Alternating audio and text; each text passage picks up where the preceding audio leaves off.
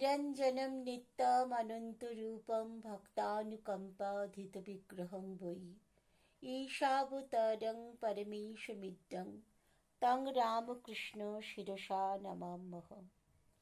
जननीं शारदां देवीं रामकृष्णं जगद्गुरुं पादपद्मे तैस्थित्वा प्रणमामि मुहुर्मुहुः।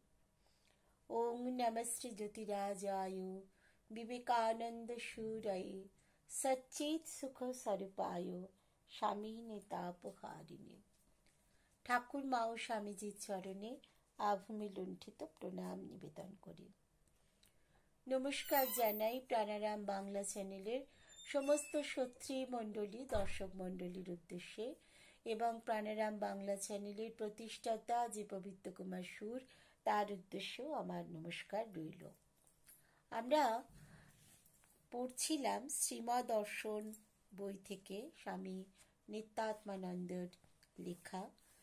সেখানে আমাদের ঠাকুরের বৈশিষ্ট্য, ধর্ম সমন্বয় এই সম্পর্কে আমাদের আলোচনা চলছিল।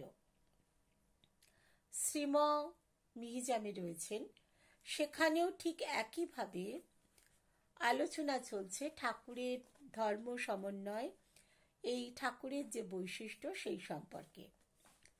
ঠাকুরের ঘরে আলো দেয়া হয়েছে, সন্ধে হয়েছে, খুব সুন্দর একটা ধূপের সুমিষ্ট গন্ধতে চারিদিক ভরে আছে। সকলেই ঈশ্বর চিন্তা করছেন, শ্রীমও ঈশ্বর চিন্তা করছেন ঠাকুরের সামনে বসে। কিছুক্ষণ পরে ছোট অমূল্য সে কথামৃত নিয়ে এসেছে, শ্রীরামকৃষ্ণ কথামৃত পাঠ করছেন। হৃদয় ঠাকুরের যেরকম সেবা করেছেন সেরকম যাতনাও দিয়েছেন, এই জায়গাটায় পাঠ চলছে। একজন ব্রহ্মচারী, তিনি রান্নার কাজে ছিলেন। শ্রীমা তাকে ডেকে পাঠালেন, বললেন ওকেও ডাকো, ও এসে শুনুক। এবং তিনি যখন এলেন তখন শ্রীমা বললেন, দেখো, সেবা শুধু করলেই হয় না, সমস্ত সময় প্রার্থনা করতে হয় যাতে শ্রদ্ধা থাকে। শুধু সেবা নয়, সেবার সঙ্গে কি থাকবে? শ্রদ্ধা থাকবে। এবং হৃদয় এতকাল ধরে ঠাকুরের সেবা করেছিলেন, কিন্তু ঠাকুরকে শ্রদ্ধা যে পরিমাণে করা উচিত ছিল সেই পরিমাণে শ্রদ্ধা তিনি করেননি। সেই জন্যেই শেষের দিকটা ঠাকুর তাকে সরিয়ে দিলেন। তর্ক করা, হাঁকডাক করা সেই অবস্থা ঠাকুরের ছিল না। ঠাকুর কখনোই পারতেন না যে কারোর সঙ্গে তর্ক করতে, হাঁকডাক করতে, কারোর কথা জবাব দিতে, সেটা তিনি বলতে পারতেন না। কখনো বলতেন যে বোকা, তোমার সাধুগিরি উঠে যেত আমি না থাকলে। হৃদয় মাঝে মাঝে ঠাকুরের কথায় বলতেন যে তোমার সাধুগিরি উঠে যেত আমি না থাকলে। অর্থাৎ হৃদয় হয়ে গেছে ঠাকুরের থেকেও অনেক বড়, সেটা তার মনের মধ্যে ভাব আসছে, অহংকার আসছে যে আমি যদি না থাকতাম মামাকে কে দেখত। হৃদয়ের উচিত ছিল কি? গুরুর মতন সেবা করা। যেরকম আমরা প্রাচীন যুগে দেখেছি যে গুরুর সেবা করা, যে গুরু গৃহে গিয়ে যে সমস্ত ছেলেরা শিক্ষা করতে যেত, যেভাবে সেবা করত, সেটা যদি হৃদয় করতে পারতেন, সেটা না করে কি করলেন? গালাগাল করতেন ঠাকুরকে, এবং ঠাকুরকে বলতেন যে তোমার সাধুগিরি ঘুচে যেত যদি আমি না থাকতাম। এবং সেই জন্যেই মা তাকে সরিয়ে নিয়েছিলেন। শ্রীমা বলছেন যে দেখো, গুরু সেবা করতে হয় ঈশ্বর ভেবে, ঈশ্বরের মতন মনে করে গুরু সেবা করতে হয়। কিন্তু হৃদয় যে ঠাকুরের সেবা করেছিল সেখানে কিন্তু ঠাকুরকে সে ঈশ্বর ভাবত না, সে ভাবত তার মামা। এবং তার জন্যই সে বলছে যে তোমার সাধুগিরি ঘুচে যেত আমি যদি না থাকতাম। এবং এই যে সাধুগিরি ঘুচে যেত আমি যদি না থাকতাম, অর্থাৎ সেখানে ঠাকুরের সাধুগিরি বা ঠাকুরের সাধু ভাব যেটা, বা তাকে সবাই যেভাবে তাকে মানছে, সেইটা থেকে তার যে সেবা করাটা সেটা অনেক বড় হয়ে যাচ্ছে হৃদয়ের কাছে। সেই জন্যেই সঠিক সময়ে হৃদয়কে মা কি করলেন? সরিয়ে দিলেন। এই প্রশ্নেই শ্রীমা বলছেন যে গুরু আর ইষ্টে যদি সমান জ্ঞান হয় তখন হবে কিরকম, যস্য দেবে পরাভক্তি যথা দেবে তথা গুরু। এখানে দেবতা অর্থাৎ ঈশ্বর আর গুরুতে যদি সমান ভক্তি থাকে তখন ঈশ্বর শিষ্যের কল্যাণের জন্যই গুরুরূপে অবতীর্ণ হন। একটু হেসে বলছেন, দেখো সব সাধনা যারা করে, মানে আমরা দেখি যে তারাপীঠ বা ইত্যাদিতে যে অঘোর সাধুরা আর আছে নগরপন্থী বা কিছু, তারা কি করে, ওই সব সাধনা করে। সেই সব সাধনার প্রথম দিকে কিন্তু ভূত প্রেত তাদের বহু ভয় দেখায়। এবার ওই ভয়ে যদি সে জয়ী হতে পারে তাহলেই কিন্তু হয়ে গেল, কিন্তু যদি ভয় জয় না করতে পারে তখনই কি হবে, পতন হবে। যেরকম জপ ধ্যান তপস্যা এগুলোতেও কিন্তু ভূত আছে। একজন ভক্তকে জিজ্ঞেস করছে, কি ভূত আছে তো নাকি? তো সবাই সেখানে যারা শুনছিলেন তারা সবাই চুপ করে বসে আছেন।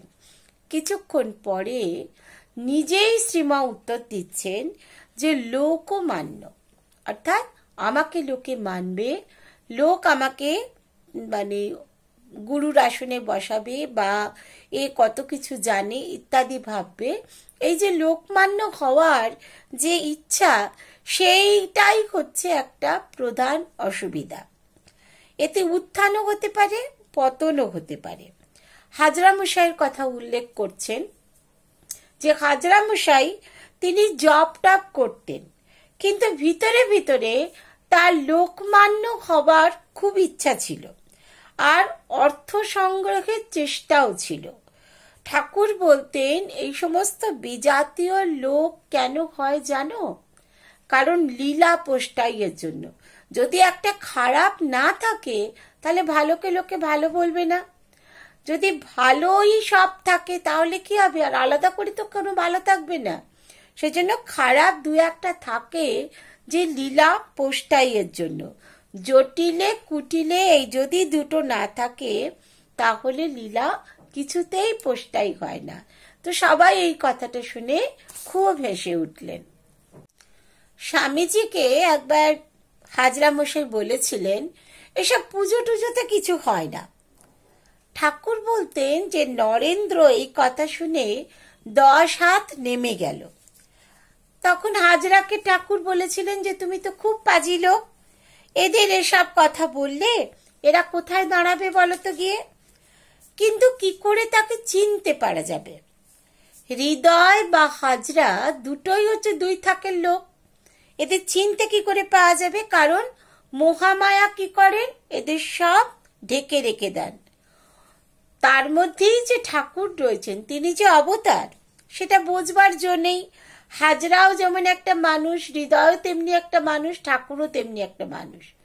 এদের সবাইকে মহামায়া কি করে রেখেছেন, ঢেকে রেখে দিয়েছেন। অবতার তাকে বোঝবার উপায় নেই।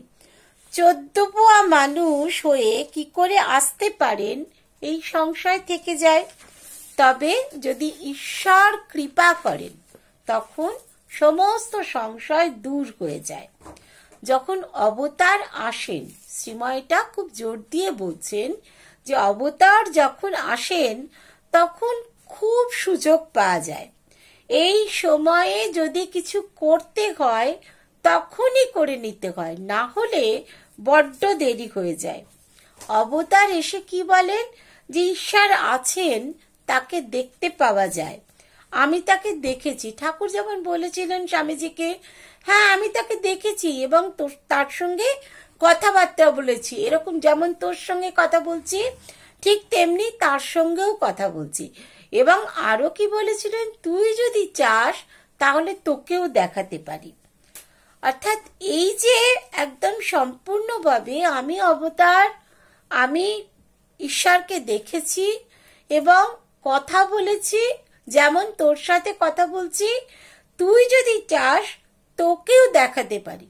এতেই কি হয় যে যে শুনছে তার মধ্যে ব্যাকুলতা চলে আসে, আর ব্যাকুলতা এলে কি করে, উঠে পড়ে লাগে যে উনি যদি পেরেছেন তাহলে আমিও যদি চেষ্টা করি আমিও তাহলে পেতে পারি। অর্থাৎ যে কোনো একটা কাজ, এটা আমাদের জীবনেও দেখা যায় যে যে কোনো একটা কাজ যদি আমরা ভাবি যে ও যখন পারছে আমিও তখন চেষ্টা করলে কাজটা করতে পারি, সেটা পড়াশোনা হতে পারে, সেটা কোনো হাতের কাজ হতে পারে, সেটা যে কোনো কাজ হতে পারে, সেটা রান্না বান্না হতে পারে। এইভাবে ঈশ্বরকে পাওয়া সেটাও তো একটা স্তর, সেটাও তো একটা পরিশ্রম, সেটাও একটা খাটা। সেই খাটাটা যদি অন্য কেউ খেটে যদি করতে পারে তাহলে আমি কেন পারবো না? এই ভাবনাটা তখন মনের মধ্যে আসে।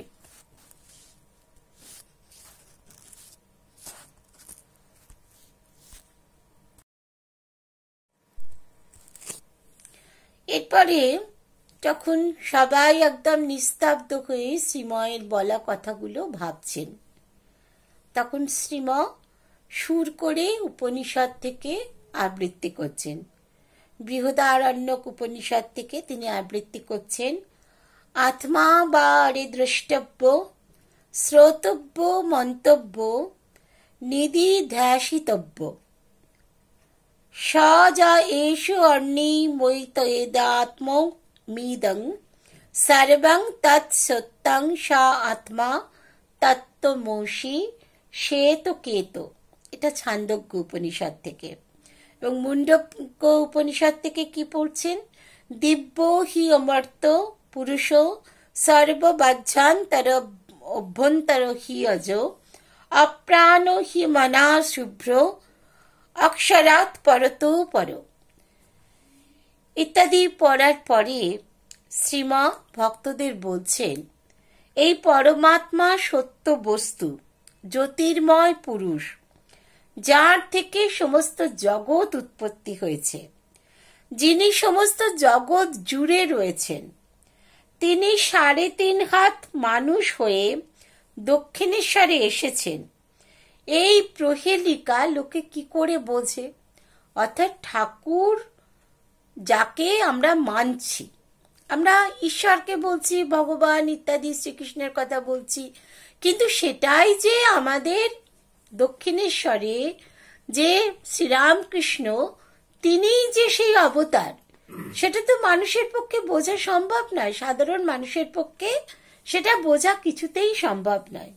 সেটাই শ্রীম ভক্তদের প্রতি বলছে যে এই যে পরমাত্মা সত্য বস্তু, জ্যোতির্ময় পুরুষ, যার থেকে জগৎ উৎপন্ন হয়েছে, যিনি সমগ্র জগৎ জুড়ে রয়েছেন, তিনি যে ওই ৩.৫ হাত মানুষ হয়ে দক্ষিণেশ্বরে এসছেন, এটা মানুষ কি করে বুঝতে পারবে?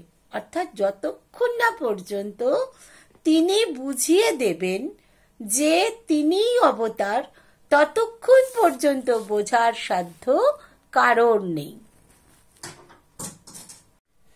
যিশুর মহাপ্রয়াণের দিনে, গুড ফ্রাইডের দিনে শেষ রাত্রি থেকে সবাই উঠে ধ্যান জপ করছে এবং তারপরে ওই স্নান টান করে সবাই ঠাকুরের আসনের সামনে ফলমূল, মিষ্টি, সুগন্ধি ধূপ জ্বালিয়ে সকলে শ্রীমকে সামনে রেখে তারা সবাই ওই ঠাকুরের আরাধনা করছেন।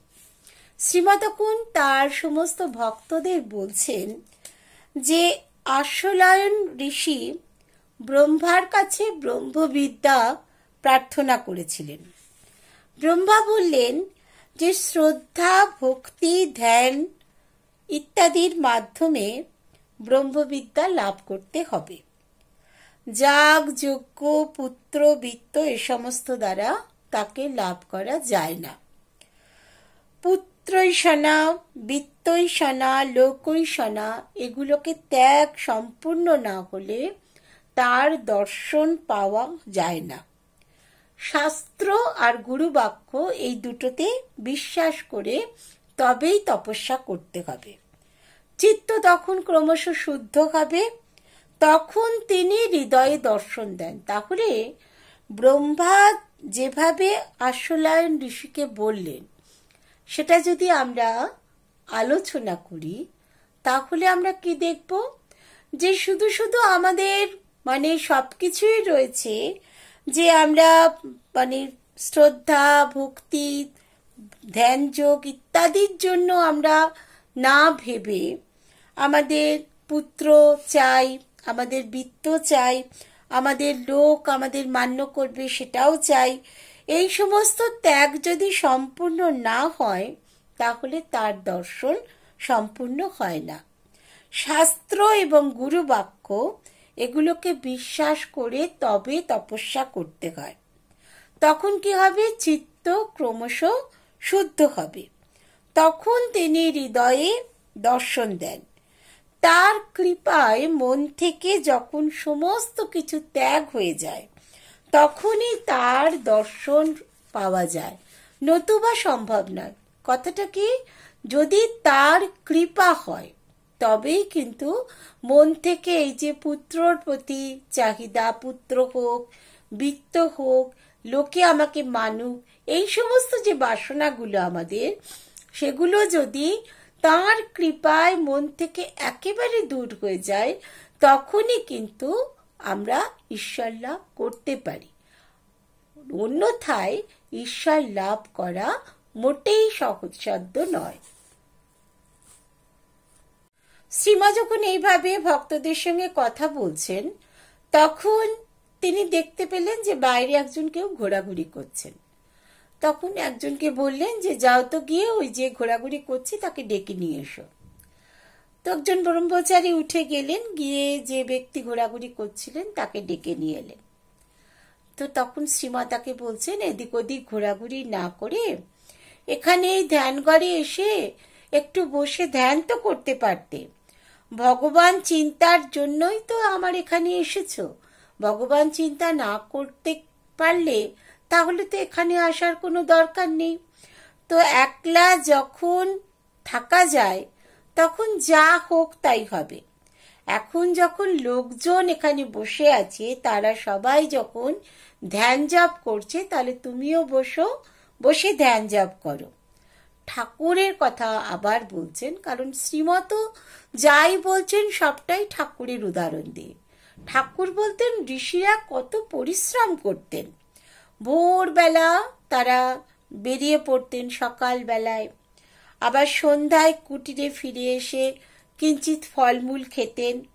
আশ্রমে থাকতেন না, পাছে লোকজন চলে আসে, এসে এটা ওটা কথা বলে ভজনে ব্যাঘাত ঘটায়। সেজন্য ভোরবেলা লোকজন ওঠার আগেই তারা সেই আশ্রম ছেড়ে কোনো নির্জন জায়গায় গিয়ে বসে ধ্যান জপ করতেন। গভীর বনের মধ্যে চলে যেতেন, খুব নির্জনে কোনো গাছের তলায় বসে ধ্যান করতেন। কত কষ্ট তারা করতেন। এই সমস্ত কষ্ট করে তবেই কিন্তু তাদের ভগবানের দর্শন লাভ হতো।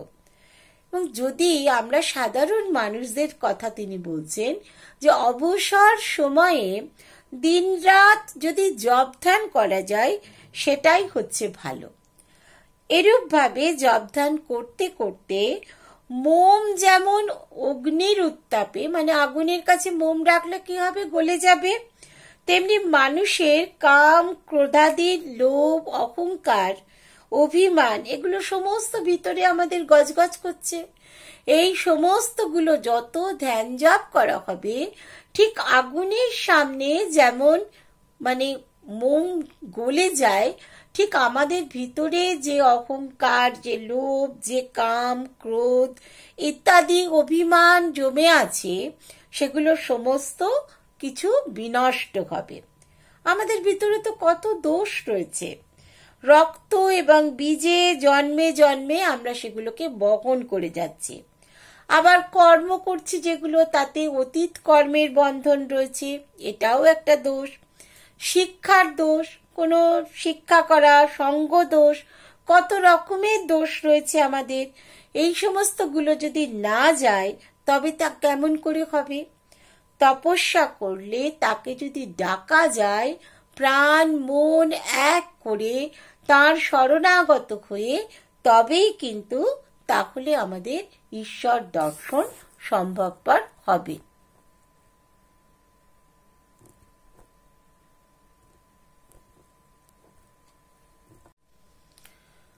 শ্রীমা ভক্তদের বলছেন যে দেখো, তোমরা সকালবেলায় ঘুম থেকে অন্ধকার থাকতে উঠবে, উঠে সকালবেলায় কোনো নির্জন জায়গায় বসে ধ্যান করবে। দুপুরবেলা খাওয়ার পরে 1 ঘন্টা বিশ্রাম করবে, করে মাঠে বা কোনো গাছতলায় গিয়ে সেখানে বসে ধ্যান করবে। রাত্রিতে ওই 2, 2:30 বা 3টের পরে বিছানা ছেড়ে তখন বসে ধ্যান করবে। কিংবা যদি অন্য সময়ও পারো তখনও বসে ধ্যান করতে পারো। আবার উপনিষদ পাঠ, গীতা পাঠ এগুলোরও নির্দিষ্ট সময় রাখবে। এবং সেইভাবে যদি আমরা যে সমস্ত পুরাণগুলো রয়েছে, যে সমস্ত ধর্মগ্রন্থগুলো রয়েছে, এগুলো যদি নিয়মিতভাবে পাঠ করি তবেই কিন্তু ধ্যান সম্ভবপর।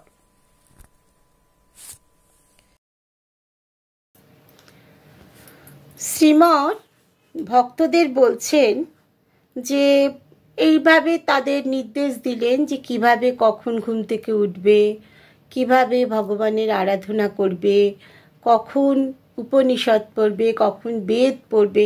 অর্থাৎ দিনটাকে তোমরা একটা নির্দিষ্ট ছকে বেঁধে ফেলো, সেই ছকে বেঁধে ফেলে সেইভাবে আরাধনা করো, দেখো ঈশ্বর দর্শন অবশ্যই সম্ভব। তো এইভাবে তার ভক্তদের উপদেশ দেওয়ার পরে শ্রীমা পাঠ শেষ করছেন। তো সেখানে পাঠ শেষ করতে গিয়ে তারপরে তিনি বলছেন যে সকল বেদের প্রতিপাদ্য হচ্ছেন ঈশ্বর। তিনিই বেদান্ত করেছেন, তিনি বেদান্তের অর্থ জানেন, তিনি জন্ম মরণ রহিত পাপ পুণ্যের অতীত সনাতন পুরুষ। সম্পূর্ণভাবে তাদের কাছে তিনি বলছেন যে দেখো, একমাত্র ঈশ্বরই হচ্ছেন সমস্ত বেদের প্রতিপাদ্য, তিনিই হচ্ছেন বেদান্ত সৃষ্টিকর্তা, তিনি বেদান্ত ইত্যাদির অর্থ জানেন। আর সাধক ক্রমে এই যে বেদান্ত ইত্যাদিগুলোর অভেদ ক্রমশ জানতে পারবে, কারণ যত পড়াশোনা করবে তত সে জানতে পারবে। আর জানতে পারবে কিভাবে? যে ধ্যান করতে করতে। কারণ যদি এক মনে ধ্যান করা হয় তখন যত প্রশ্নই মনের মধ্যে উঠুক না কেন, সেই প্রশ্নগুলোর উত্তরগুলো কিন্তু মনের মধ্যেই আস্তে আস্তে সেগুলোর উত্তর আমরা খুঁজে পাই। এইভাবে হয়তো কোনো কাজ নিয়ে আমরা হয়তো ঠাকুরেরই কোনো কথা নিয়ে হয়তো ভাবছি, কিন্তু যখন আমরা ওই ধ্যান করতে বসবো বা আমরা এক নির্জন স্থানে চুপচাপ বসে থাকবো, সেই কথাটা চিন্তা করতে করতে করতে করতে দেখা যাবে আমাদের মনের মধ্যে সেই চিন্তাটার একটা আলোক যেন এলো, এবং সেই আলোকটা কি, যে ওই কথাটার উত্তরটা আমরা পেয়ে গেলাম। অর্থাৎ এইভাবেই আমাদের অভ্যাস করতে হবে।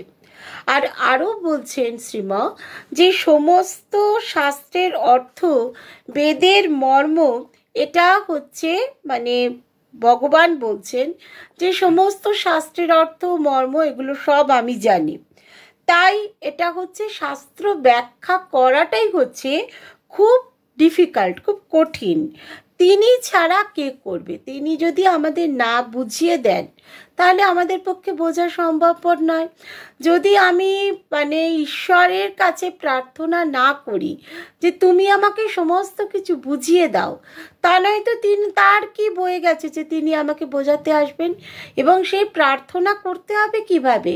যে সময় নেই, অসময় নেই, যখনই আমরা সময় পাবো তখনই আমাদের তার কাছে শরণাগত হয়ে থাকতে হবে। এবং এটা খুব যে পণ্ডিতের অনেক বইপত্র পড়া হলো তাতেই তার সমস্ত জ্ঞান তার মনশ্চক্ষুতে উদ্ভাসিত হলো, তা কিন্তু নয়।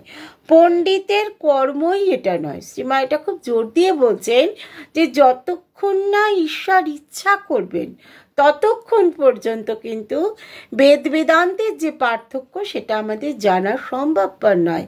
এটা পণ্ডিতের কাজ নয়, এটা অবতার যখন নিজে আসবেন, ঈশ্বর যখন অবতার রূপে এখানে আসবেন, তিনি বেদাদি শাস্ত্র ব্যাখ্যা করবেন এবং যদি যোগ্য পাত্র হয়, আবার যাকে তাকে সেগুলো জ্ঞান দেবেন না।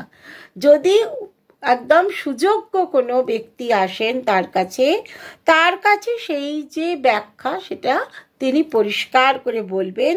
অযোগ্য পাত্রে যদি দেন তাহলে তো কাজ হবে না, উল্টে বরঞ্চ বিপত্তি হবে। যে ওই যে ঠাকুরের কাছে কথা শুনছে একজন ভক্ত, আর একজন তার সাথেই এলো, প্রণাম করলো, প্রণাম করে ঠাকুর কথা বলছেন, সেই কথাগুলো তার মাথায় ঢুকছে না। সে তখন বলছে তুমি তাহলে কথা শোনো, আমি ঘাটে গিয়ে বসি।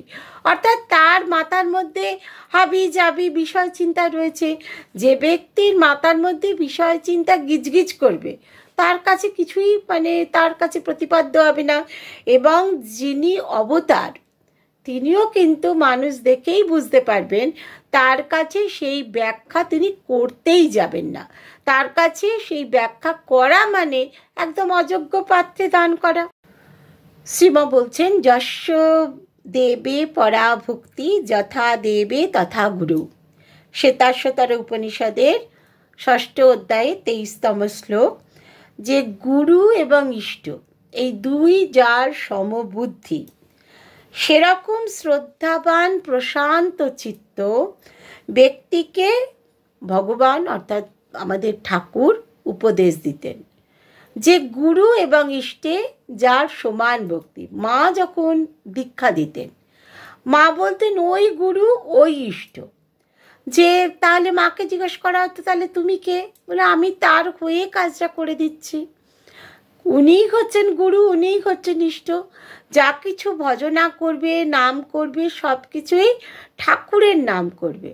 তিনি যে মন্ত্র দিয়েছেন সেই মন্ত্র জপ করবে, দেখবে ধীরে ধীরে তাঁকেই তুমি দেখতে পাবে, কারণ তিনিই গুরু, তিনিই ইষ্ট।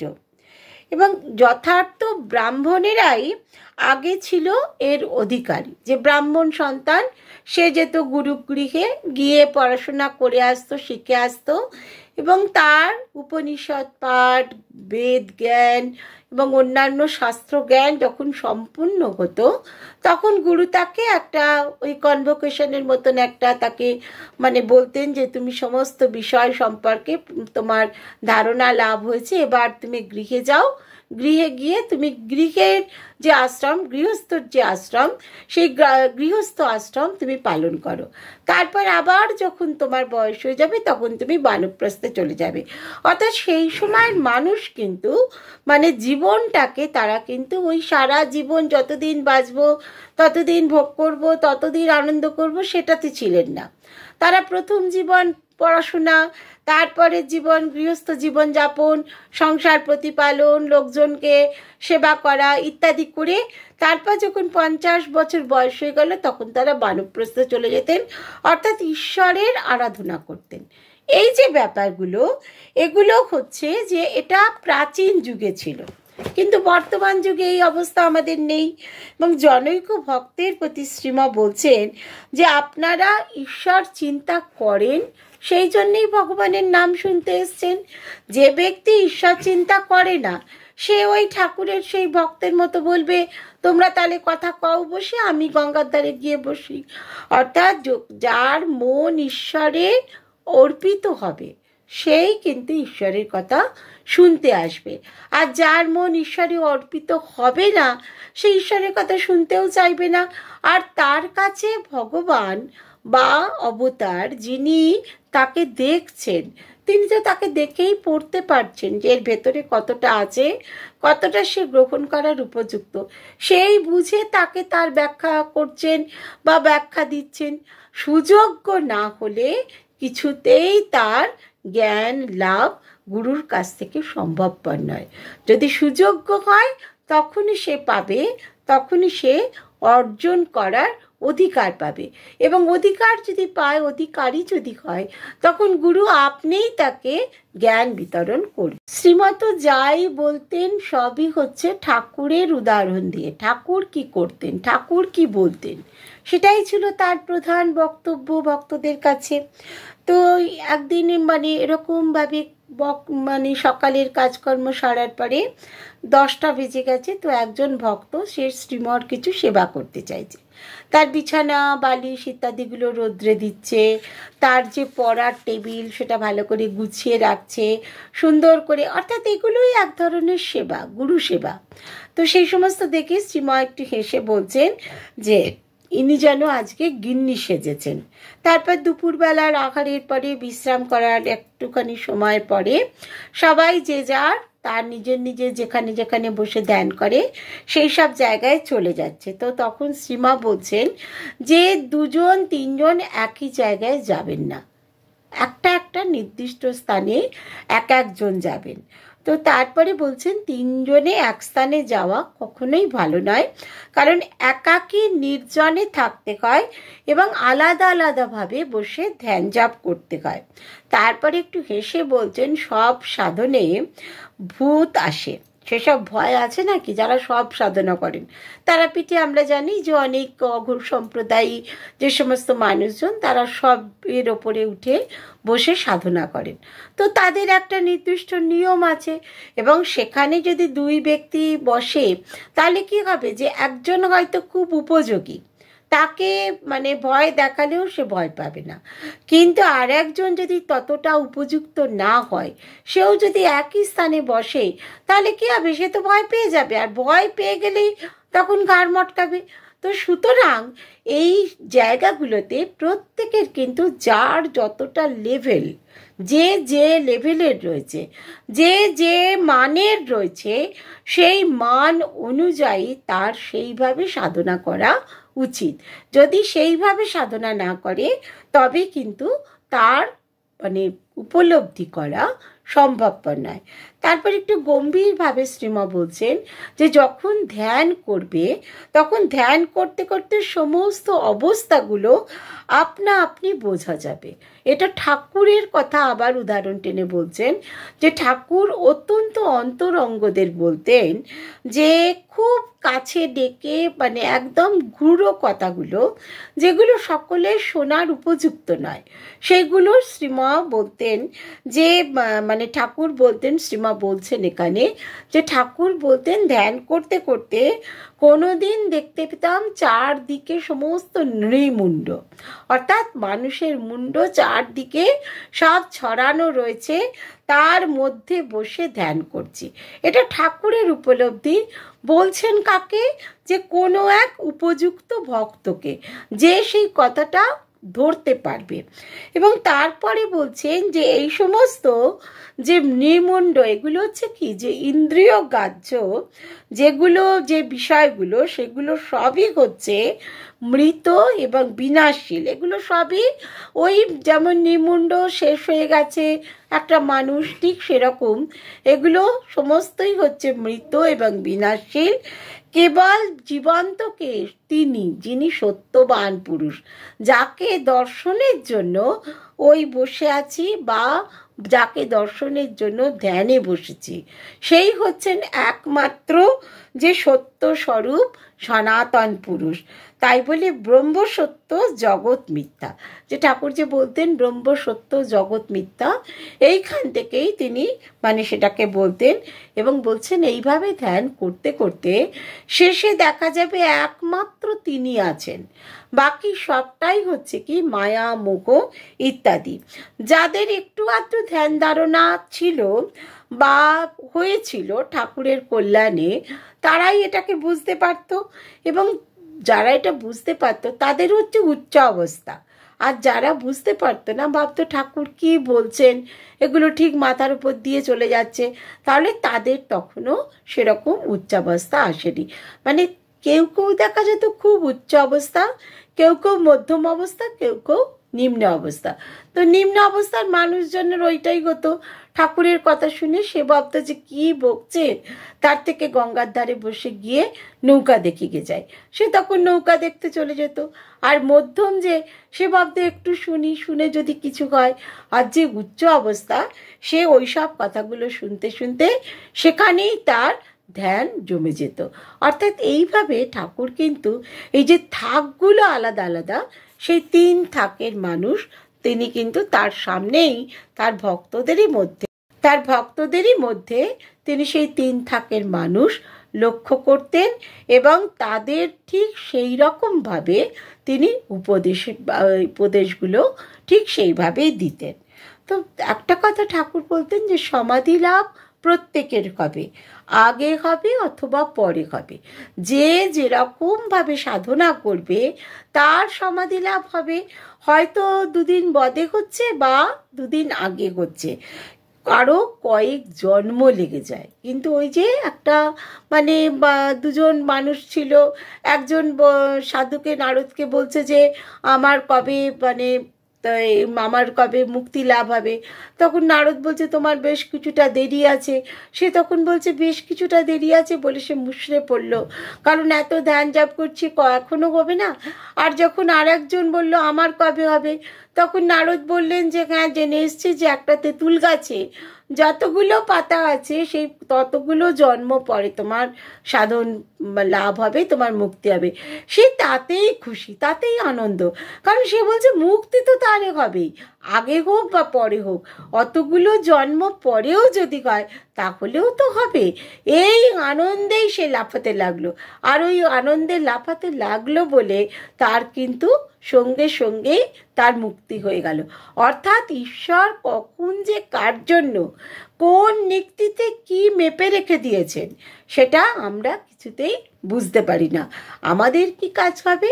আমাদের কাজ হবে যে তার শরণাগত হয়ে একদম চুপচাপ তাকে স্মরণ মনন করা যখনই আমরা সময় পাব, এবং সেই অনুযায়ী তিনি তার যখনই আমাদের সময়টা কমপ্লিট হবে, উপযুক্ত জায়গায় গিয়ে পৌঁছাবো, তখনই তিনি কৃপা করে আমাদের দর্শন দেবেন, সমাধি হবে, যা যা আমরা আধ্যাত্মিক জীবনে পেতে চাই সেগুলো হবে। তাহলে এটাই যদি আমরা ভাবি যে সমাধি তো হবেই, এই যে শ্রীমৎ যে কথাটা বললেন আগে আর পরে, পরেও হতে পারে বা আগেও হতে পারে। আমার হয়তো পরে হলো, আর একজনের হয়তো আগে হলো, তাতে কি? তাতে কিছুই নয়, কারণ যার আগে হচ্ছে হয়ে যাচ্ছে, আর যার পরে হচ্ছে তারও হয়ে যাচ্ছে। এরকম একজন স্বামীজিকে যে একজন ভক্ত এসে বিভিন্ন জায়গায় কার কি ধ্যান সাধু দেখতে যেত, সে দেখে এসে সমস্ত বলতো যে এনাকে এরকম দেখে এলাম, ওনাকে ওরকম দেখে এলাম। তো তখন সেই ভক্তকে সাধু বলতেন যে দেখো সবাই কিন্তু যে আস্তে আস্তে প্রত্যেকেরই সমাধি লাভ হয়ে যাবে, তাতে তোরই বাকি আর আমারই বাকি। অর্থাৎ তুই যে এই দেখে দেখে আসছিস, এসে এসে বলছিস তাতে তোরও সমাধি লাভ হচ্ছে না, আমারও সমাধি লাভ হচ্ছে না। আমাদের দুজনেরই কি করার দরকার? দুজনেরই ধ্যান জপ করে ঈশ্বরকে পাওয়ার যে আরাধনা, সেই আরাধনায় মেতে থাকা দরকার। তবে তো আমরা পাবো। ও পেয়েছে, সে পেয়েছে, অমুকে পেয়েছে, আমি কি পেলাম সেটা তো আমাকে প্রথম দেখতে হবে যে আমি কত দূর তার কাছে এগিয়ে যেতে পারলাম। আমি যদি তার কাছে এগোতে না পারি, অমুকে পেয়েছে তমুকে পেয়েছে, ওখানে ভালো সাধু আছে, ওই কোণে ভালো সাধু আছে, ওই হরিদ্বারে ভালো সাধু আছে, তাকে দর্শন করতে ছুটলাম, তাতে কিচ্ছু হবে না। এই কুম্ভ মেলায় কত লোক যাচ্ছে, কত সাধু দর্শন করছে, সবাইরই কি মুক্তি লাভ হচ্ছে? হচ্ছে না, কারণ সবাই সেই স্তরে গিয়ে পৌঁছায়নি। যে যে স্তরে রয়েছে সেই স্তরে গিয়ে তার পৌঁছালেই, সেই স্তরে গিয়ে দাঁড়ালেই, কারণ নির্দিষ্ট স্টেশন একটা আছে আমাদের, যে আমরা যদি এলাহাবাদ যেতে চাই, এলাহাবাদে গিয়ে ট্রেন দাঁড়ালে তবেই তো আমরা নামবো। আমরা তো পাটনাতেও নামবো না, অন্য কোথাতেও নামবো না। তাহলে যেখানে আমার গন্তব্য সেই জায়গাটা উপস্থিত হলে আমি নিজেই বুঝতে পারবো এবং নিজেই সেখানে আমার ধ্যান ধারণা সম্পূর্ণ হবে। কে কোথায় কি করছে তাই দিয়ে আমাদের কোনো প্রয়োজন। আজকে আমরা এই পর্যন্তই শ্রীমা অনুধ্যানে আমরা পড়লাম। আগামী দিনে আমরা শ্রীমা দর্শন থেকে আরও অনেক কথা জানব, যাতে আমাদেরও সকলের ঈশ্বর লাভ হয়।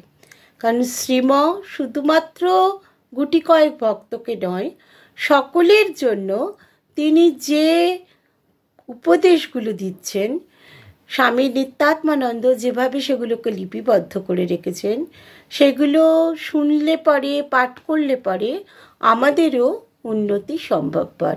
তো সেই আশা আমরা রাখি, সমাধি আগে অথবা পরে যে কোনো একটা সময় আমাদের সমাধি হবেই। সেই আশা নিয়ে আজকের মতো আমরা এই অনুধ্যান শেষ করলাম। সবাই ভালো থাকবেন, আনন্দে থাকবেন। সবাইরই আমাদের ঈশ্বর লাভ হোক। ঈশ্বরের কাছে, ভগবানের কাছে, ঠাকুর মা স্বামীজির কাছে, শ্রীময়ের কাছে এইটাই আমরা প্রার্থনা করি। জয় মা, জয় ঠাকুর, জয় স্বামীজি। প্রাণারাম প্রাণারাম প্রাণারাম প্রাণারাম প্রাণারাম প্রাণারাম। কি যেন লুকানো নামে তাই মিষ্ট এত তব নাম প্রাণারাম প্রাণারাম।